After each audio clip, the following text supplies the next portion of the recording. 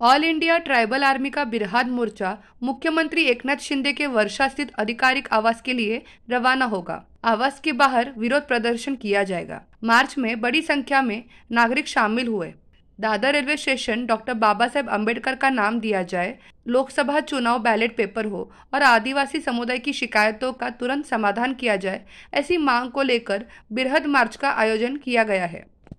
आज महाराष्ट्राचे मुख्यमंत्री नामदार एकनाथरावजी शिंदे साहेब यांच्या बंगल्यावरती जाहीर केल्याप्रमाणे बिराड मोर्चाची सुरुवात करणार आहोत। आम्ही बिराड मोर्चा एकनाथ शिंदेच्या बंगल्यावरती जाईल।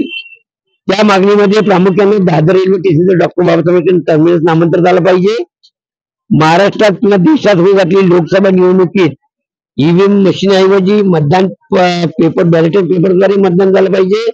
जे नुकताच नाशिकच्या आंदोलनामध्ये ज्या अतिक्रमित जमीन आंदोलनकर्त्याचा जो जीव गेलेला आहे त्या कुटुंबाला नुकसान भरपाई दिली पाहिजे।